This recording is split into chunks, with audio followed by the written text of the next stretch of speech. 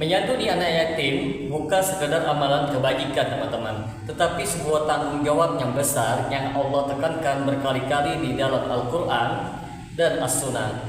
Mereka adalah anak-anak yang kehilangan pelindung utama mereka, sehingga Islam menempatkan mereka sebagai golongan yang harus dijaga, dihormati, dan diberikan kasih sayang. Rasulullah SAW menghubungkan kedudukan pengasuh anak yatim dengan kedekatan beliau di surga, menunjukkan betapa besarnya nilai amalan ini teman-teman. Namun menyantuni anak yatim dalam sunnah bukan hanya memberikan harta, tetapi merawat hati mereka, menjaga hak mereka, dan membimbing masa depan mereka. Inilah ibadah yang menuntut ketulusan, amanah, dan kasih sayang yang sebenarnya.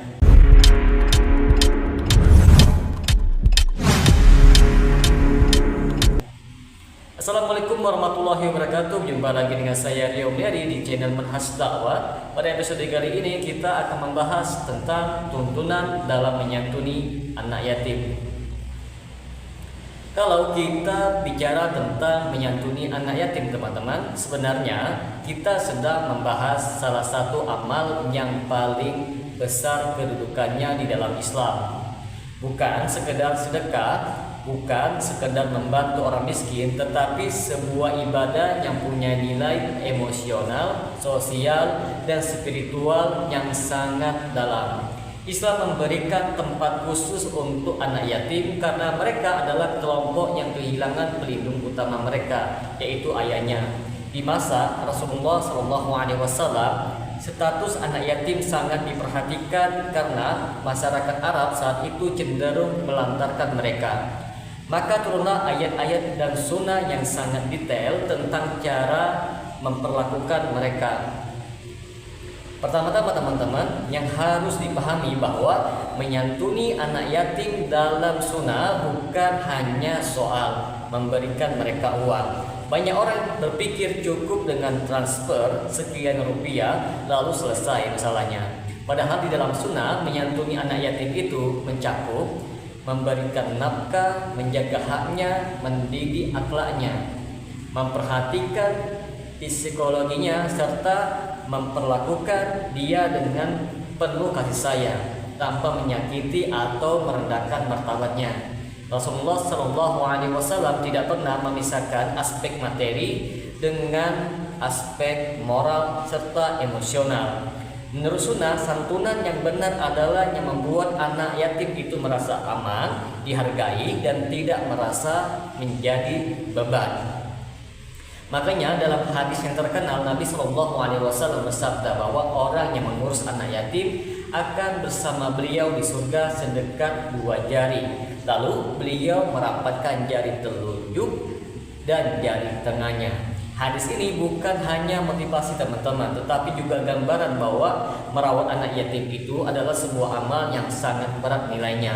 Seolah-olah ada kedekatan spiritual yang luar biasa antara orang yang melakukannya dengan Rasulullah SAW. Tetapi tentu saja kedekatan ini bukan untuk orang yang hanya memberi uang lalu acuh. Yang dimaksud adalah orang yang benar-benar mengurus kebutuhan mereka. Salah satu perkara yang penting di dalam sunnah adalah tidak memakan harta anak yatim secara zalim.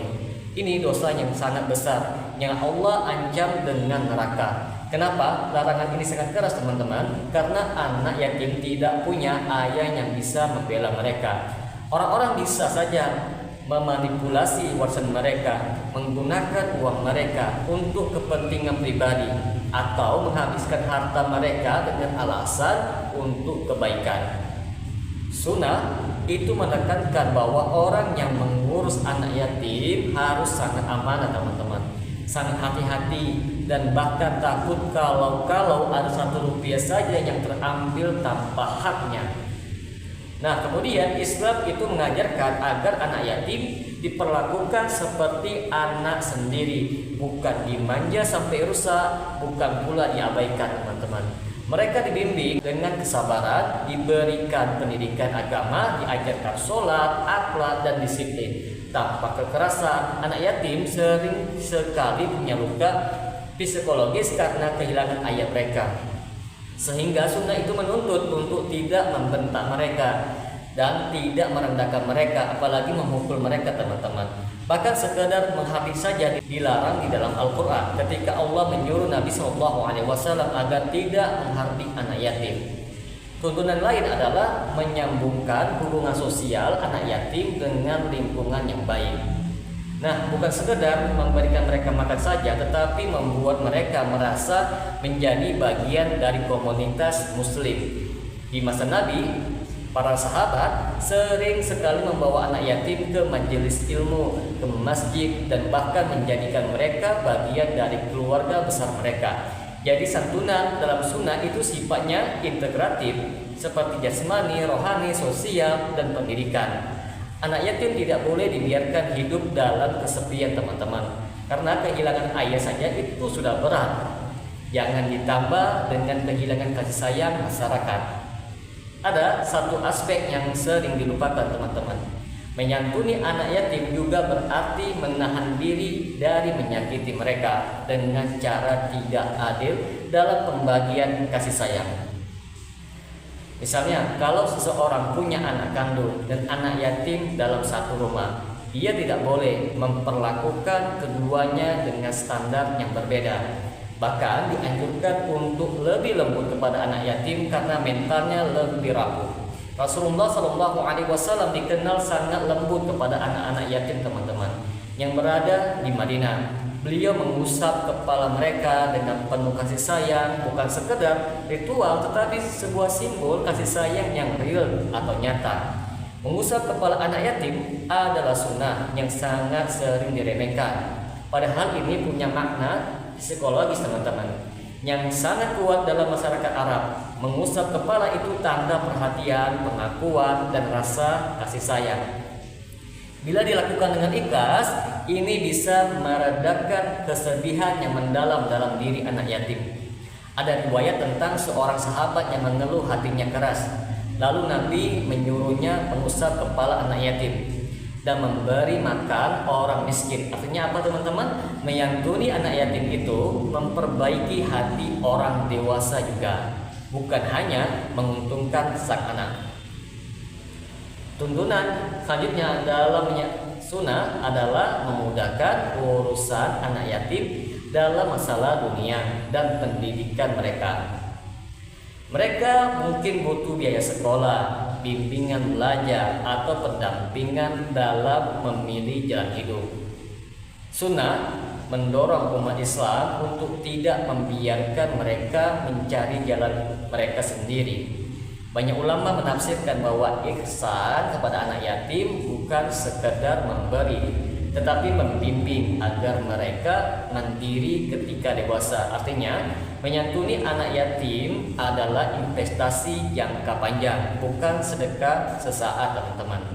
Hal lain yang perlu digarisbawahi adalah sunnah melarang mengeksploitasi anak yatim untuk kepentingan pribadi atau pencitraan. Nah, jangan sampai ada orang yang menjadikan mereka sebagai objek foto untuk donasi atau memanfaatkan mereka untuk keuntungan sosial.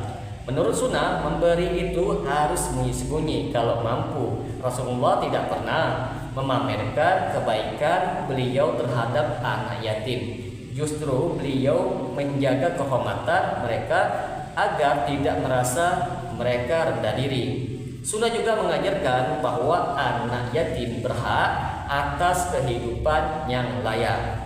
Jika seseorang menanggung anak yatim, dia harus pastikan makanan, pakaian, dan tempat tinggal mereka setara dengan yang dia berikan kepada keluarganya. Tidak boleh makan enak tetapi memberi anak yatim makanan seadanya. Tidak boleh memberi pakaian yang lusuh sementara anak kandung diberi pakaian yang bagus. Ini semua termasuk sebuah amanah yang besar dalam Islam, teman-teman. Bahkan ulama mengatakan bahwa berbuat baik kepada anak yatim lebih utama daripada sedekah sunnah apapun. Secara umum, teman-teman, tuntunan menyantuni anak yatim yang sesuai dengan sunnah bisa diringkas kepada 3 hal yang besar, yaitu menjaga harta mereka, menjaga kehormatan mereka, dan menjaga masa depan mereka. Nah, tapi dalam prakteknya semua itu harus dilakukan dengan hati yang ikhlas, sabar, penuh empati dan tidak berharap imbalan. Karena anak yatim bukanlah proyek sosial teman-teman, tetapi amanah dari Allah Subhanahu wa taala. Maka dapat kita simpulkan, menyantuni anak yatim menurut sunnah bukan amal yang kecil. Ini adalah tugas yang besar yang membutuhkan hati yang lapang, kesabaran yang panjang serta rasa tanggung jawabnya tinggi. Siapa yang menunaikannya dengan benar, maka dia sedang menapaki jalan yang sangat dekat dengan Rasulullah SAW di surga kelak. Semoga dengan sedikit penjelasan ini dapat memberikan manfaat bagi teman-teman sekalian. Dan apabila channel ini dapat memberikan manfaat bagi teman-teman sekalian, silakan like, subscribe, dan share. Semoga bermanfaat. Assalamualaikum warahmatullahi wabarakatuh.